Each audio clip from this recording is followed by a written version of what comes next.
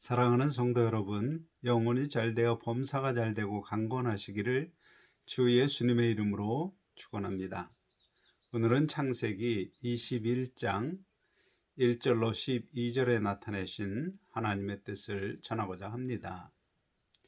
창세기 21장 1절로 8절에는 두 가지의 중요한 사건이 기록되어 있습니다.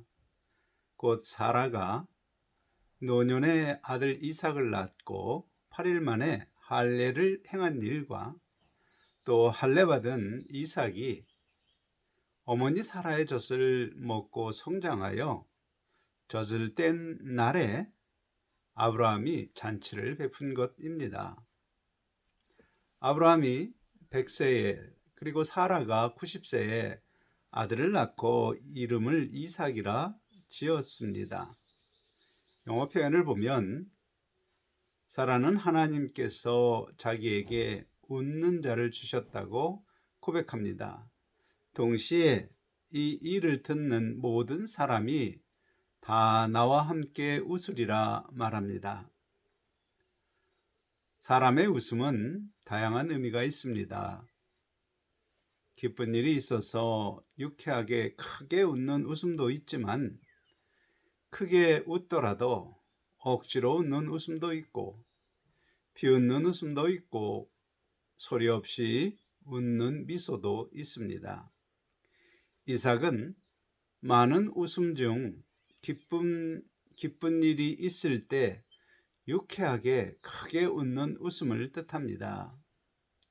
그렇게 유쾌하게 크게 웃을 수 있는 것은 바로 마음에 큰 기쁨이 있기 때문입니다. 그러므로 하나님의 약속을 따라서 낳은 아들 이삭은 어머니의 큰 기쁨이 되었고 또 90세에 경수가 끊어진 여자가 낳은 아이의 이야기, 곧 사람의 이성으로 불가능한 일도 약속하신 하나님께서 신실하게 이루심을 듣는 자마다 마음의 큰 기쁨으로 크게 웃는다는 의미입니다. 한편 이삭은 그의 아버지 아브라함이 하나님과 맺은 할례 언약을 따라서 낳은 지 8일 만에 할례를 받습니다. 따라서 할례 언약은 할례를 받는 당사자 이삭의 의지와 무관하고 오직 아버지 아브라함이 자녀된 이삭도 하나님의 은혜에 살기를 바라는 믿음과 의지로 이루어진 것입니다. 요즘으로 생각하면 유아 세례 같은 것입니다. 이후 이삭이 젖을 뗄 때 아버지 아브라함이 잔치를 베풀었습니다. 이것은 오늘 본문의 문자적 의미를 요약한 것입니다. 이제 이 이야기의 영적 의미를 살펴봅시다. 성경은 이 세상의 모든 사람을 죄의 종으로 규정합니다. 곧 아담 때 죄가 들어온 후 영이 죽은 모든 사람은 몸의 정욕과 마음의 탐심 만족을 요구하는 죄의 요구에 언제나 복종하는 존재입니다. 따라서 정욕과 탐심 만족에 유리하면 하나님이 금하신 것, 가령 거짓말도 언제든지 자연스럽게 합니다. 그러면 죄의식을 느껴야 하는데 자기만의 정당한 이유가 있어서 죄로 인식하지 않습니다. 그 원인은 창세기 3장 5절에 너희가 그것을 먹는 날에는 너희 눈이 밝아져 하나님과 같이 되어 선악을 알 줄을 하나님이 아심이라.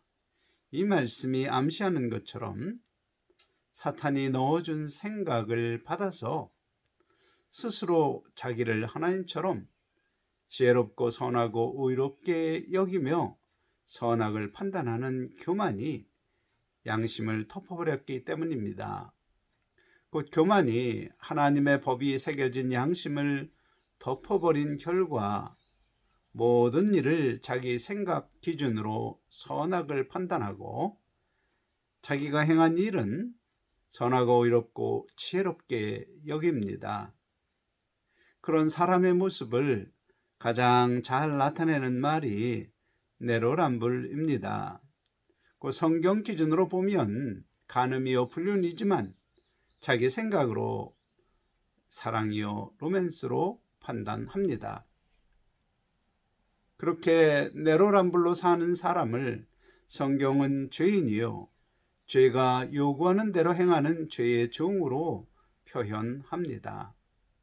그리고 죄의 종으로 인생을 마친 사람은 심판 때 지옥의 형벌을 받게 됨을 말합니다. 그러므로 이삭의 이야기를 듣고 크게 웃게 된다는 말을 속성을 따라 보면 지옥의 형벌을 받게 된 모든 사람 중 하나님께서 약속을 따라 사람의 이성으로 불가한 일을 신실하게 이루셨음을 듣고 큰 기쁨으로 웃게 된다는 일종의 예언입니다.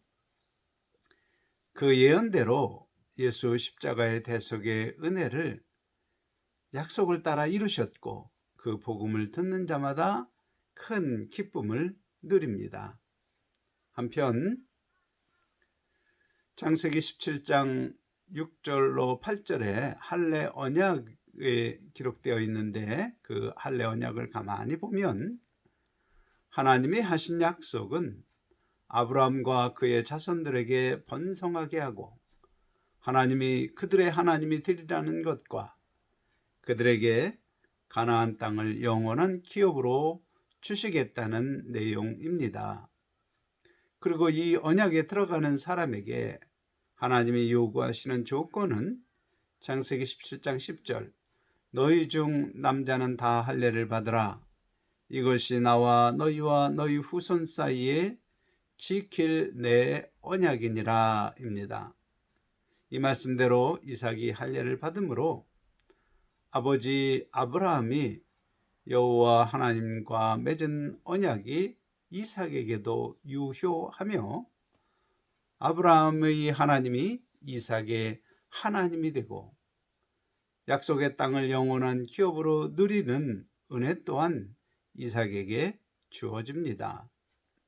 참고로 성경이 말하는 하나님의 약속을 따라 난 자는 이삭만이 아닙니다. 예수 그리스도께서 주신 약속 요한복음 1장 12절 영접하는 자 곧 그 이름을 믿는 자들에게는 하나님의 자녀가 되는 권세를 주셨으니 이 약속에 의하면 예수님을 구주로 영접한 사람이 이삭처럼 하나님의 약속을 따라 난 사람입니다. 그들이 또한 하나님의 모든 언약의 당사자가 되는 것입니다. 그러므로 이삭의 이야기를 듣는 자가 크게 웃을 것이라는 사라의 말은 경수가 끊어진 90세의 여자가 아이를 낳은 불가능한 일을 하나님이 약속대로 이루신 것처럼 사람의 죄를 대신한 대속의 예수 십자가의 복음을 듣고 요한복음 11장 25절로 26절 예수께서 이르시되 나는 부활이요 생명이니 나를 믿는 자는 죽어도 살겠고 무릇 살아서 나를 믿는 자는 영원히 죽지 아니하리니 이 말씀처럼 사람의 이성으로 불가한 영생 부활과 같은 약속도 하나님께서 지키실 수 있음을 믿고 확신하게 돼서 큰 기쁨으로 크게 웃는 사람이 될 것이라는 일종의 메시아 예언입니다. 한편 갓 태어난 이삭이 젖을 먹어야 하듯이 예수님을 구주로 영접함으로 죽었던 영이 거듭난 성도 역시 반드시 젖을 먹어야 합니다. 그런데 거듭난 성도가 먹어야 할 젖을 베드로전서 2장 2절에 갓난 아기들을 같이 순전하고 신령한 젖을 삼아라. 이는 그로 말미암아 너희로 구원에 이르도록 자라게 하려 함이라. 이 말씀에서 순전하고 신령한 젖으로 표현합니다. 그리고 그 신령한 젖을 먹어야 구원에 이르도록 성장할 수 있음을 보여줍니다. 참고로 이 구원은 죄의 종으로 살 때 가졌던 자기 중심적 가치관을 버리고 예수님의 가르침을 따라 성경적 가치관으로 삶으로 이 세상에서 나오는 구원을 의미합니다. 그러므로 거듭난 성도가 죄의 종으로 살 때 가졌던 자기 중심적 가치관을 버리고 하나님 말씀 중심적 가치관이 성도의 마음에 자리 잡을 수 있도록 만드는 성경의 기초 지식을 성경은 신령한 젖으로 표현한 것입니다. 곧 성경이 말하는 하나님, 성경이 말하는 예수 그리스도, 성령님, 죄와 죄의 종, 이러한 같이 성경의 지식을 마음에 새겨서 정상적인 그리스도인으로 성장하기 위하여 반드시 알아야 할 성경의 기초 지식이 바로 신령한 젖입니다. 그런데 갓난아이 이삭이 스스로 젖을 찾아 스스로 먹은 것이 아니라 사라가 품에 안고 먹이듯이 신령한 젖도 스스로 찾아 먹을 수 없습니다. 누군가 먹여주고 돌보아 주어야 합니다. 생각해 보십시오. 성도 여러분은 세례를 받고 거듭난 후 신령한 젖인 성경의 기초 지식이 기록된 말씀을 스스로 읽으면서 아하, 하나님의 뜻이 이것이로구나, 그렇게 스스로 깨달으며 성장하는 그리스도인을 보셨습니까? 특수한 은혜를 받은 사람이 아니라면 대부분 교회에서 성경을 공부함으로 지식을 얻고 얻은 지식을 믿음으로 하나님 말씀 중심적 가치관으로 변하게 됩니다. 그것이 바로 신령한 젖을 먹는 것입니다. 혹 예배 가운데 설교 말씀을 통하여 공급되는 영의 양식인 신령한 젖을 믿음으로 먹고 성장하는 것입니다. 그러므로 성경 공부를 하지 않는 사람은 아직 육적 갈급함으로 하나님을 찾는 사람, 영적으로 갓난아이 상태입니다. 자기중심적 가치관으로 살던 세상에서 나와 성경적 가치관을 가지는 온전한 성도가 되는 길은 오직 신령한 젖을 사모하며 먹는 것입니다.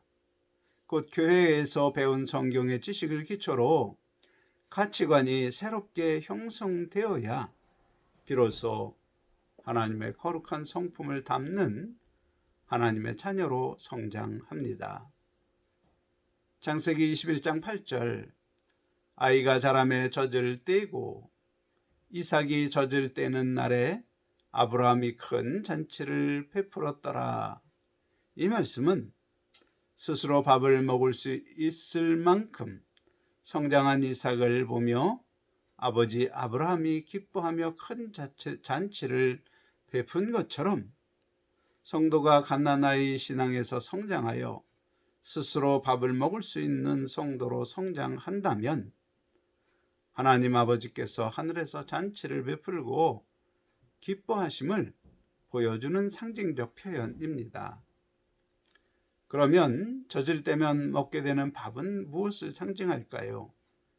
그 의미는 민수기 14장 9절, 다만 여호와를 거역하지는 말라, 또 그 땅 백성을 두려워하지 말라, 그들은 우리의 밥이라, 그들의 보호자는 그들에게서 떠났고 여호와는 우리와 함께 하시느니라, 그들을 두려워하지 말라 하나, 이 말씀에서 알 수 있습니다.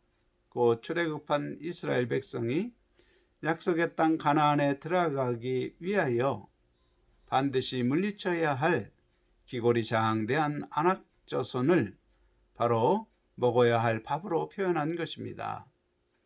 곧 아낙 자손의 속성은 약속의 땅에 들어갈 때 두렵고 떨리는 장애물입니다. 그러므로 세상 관점으로 보면 두렵고 어려운 일이지만 하나님 약속을 바라보며 말씀을 지켜 행하는 믿음으로 그 두려움을 물리치는 것을 성경은 먹어야 할 밥으로 표현한 것입니다. 예를 들어 서로 자기 자녀를 시내 직장인 중앙선관위에 거짓과 불법으로 취직시킬 때 그것이 불법이라고 말하면 해고당할 것 같은 두려움이 바로 안악자손입니다. 그럼에도 거짓과 불법을 따르지 않고 하나님의 말씀을 따라 공의를 세우는 일이 바로 안악자손의 영적 밥을 먹는 것이고, 세상의 불이익을 두려워하지 않고 하나님 말씀을 지키는 그런 장성한 자가 되려면 반드시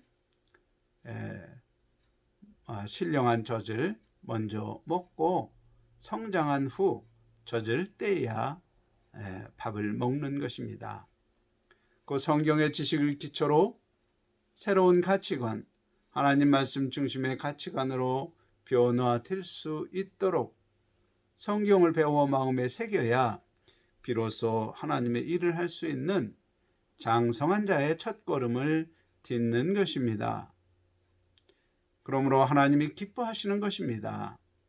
젖을 뗀 이삭을 보며 아브라함이 잔치를 베푼 것처럼 성도가 자기중심적 가치관을 버리지 못하도록 역사하는 두려운 생각을 이기고 하나님 말씀 중심의 가치관으로 행하면 그는 하나님 앞에 젖을 뗀 자, 곧 일할 수 있는 장성한 성도로 인정받으며 하나님이 하늘에서 잔치를 베푸실 만큼 기뻐하십니다. 한편 이삭이 젖을 떼고 성장하자 하갈의 아들 이스마엘이 이삭을 실형하여 괴롭힙니다. 이것도 영적으로 보면 성도가 말씀을 따라서 믿음 생활을 하게 되면 세상에 속한 친족이 희롱하고 괴롭히는 것의 예표입니다.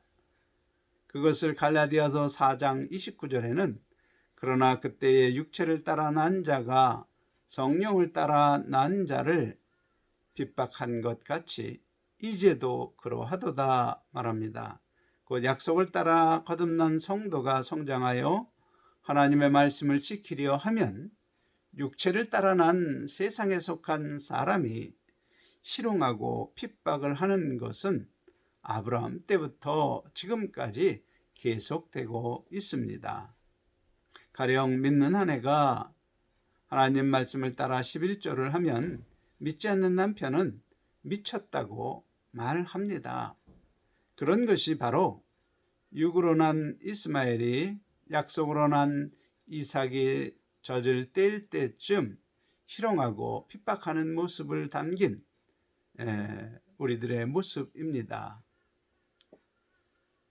이삭에게 젖을 먹이고 돌보는 사라가 이삭을 보호하려고 이스마엘을 쫓아보내도록 아브라함에게 요구하는 것처럼 거듭난 성도를 신령한 젖으로 먹이고 돌보아 주신 성령 하나님은 성도가 이제 세상에 속한 친족과 함께 기업을 얻지 못할 것임을 말하고 그들을 내 기업의 땅에서 내쫓을 것을 요구합니다.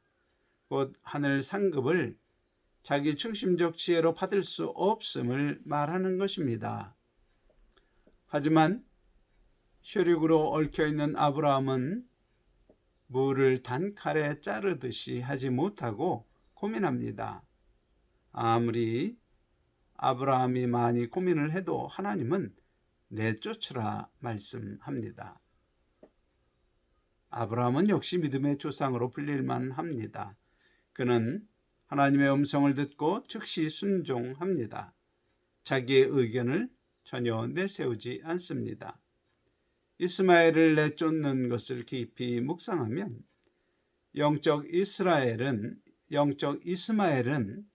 거듭나기 전 육체를 따라 내 안에 먼저 있었던 세상을 사랑하는 옛 생명입니다. 그 자기중심적 가치관으로 살며 세상을 사랑한 나의 옛 생명이 바로 이스마엘입니다. 그러면 이삭은 약속을 따라 거듭난 나의 새 생명입니다. 그러므로 우리의 옛 생명은 결코 하나님의 약속을 기업으로 누릴 수 없음을 보여줍니다. 가령 영광의 부활과 같은 하나님의 약속을 기업으로 누리려면 내 안에서 이 세상에 속한 이스마엘의 생명, 그 죄에 복종하여 죄의 요구에 복종하던 자기 중심적 가치관으로 살아온 옛 생명을 내 안에서 쫓아내야 하는 것입니다. 그래야만 약속을 따라 거듭난 내 새 생명이 하나님이 주시는 기업을 누릴 수 있습니다. 결코 세상을 사랑하는 옛 생명과 동시에 하나님을 사랑하는 거듭난 새 생명이 함께 기업을 누릴 수 없다는 것을 성경은 분명히 보여줍니다. 이스마엘은 나중에 활선운자가 되고 애굽 여자를 아내로 취합니다. 비록 육신으로는 아브라함의 씨에서 난 사람이지만 결국 약속의 자녀가 아닌 이스마엘은 활을 쏘아 생명을 죽이고 세상을 의미하는 애굽 여자와 결혼하여 한 몸을 이루는 것입니다. 이것은 일종의 상징입니다. 이스마엘은 겉은 기독교인이라도 이 세상을 사랑하는 자들, 그들은 마치 활 쏘는 말과 화살과 같은 말로 내 주위의 사람들의 영적 생명을 죽이며 살아갑니다. 시기의 말, 분노의 말, 저주의 말, 온갖 말로 된 화살을 날려서 하나님을 경외하는 생명을 죽이는 사람들을 상징합니다. 약속의 자녀들은 결코 세상을 사랑하며 동시에 하나님을 사랑할 수 없다는 것을 성경이 보여주는 것입니다. 만일 내 말에서 영의 생명을 죽이는 화살이 보인다면 내가 이스마엘인 것이며 그것을 알고 그 이스마엘의 생명을 내 안에서 내쫓아야 합니다. 그리고 아브라함이 판 우물, 부엘세바, 곧 맹세의 우물에서 물을 길어먹은 이삭처럼 영의 생명을 살리는 생명의 물, 하나님 말씀을 내 생명에 공급해야 합니다. 그러므로 약속의 자녀로서 우리는 부엘세바, 곧 맹세의 우물에 심긴 에셀 나무처럼 생명의 근원 되시는 주 예수님으로부터 공급되는 생수를 마시며 세상과 구별된 성도로 성장하며 시절을 쫓아 열매를 맺는 그런 약속의 자녀가 되시기를 주 예수님의 이름으로 간절히 축원합니다. 아멘.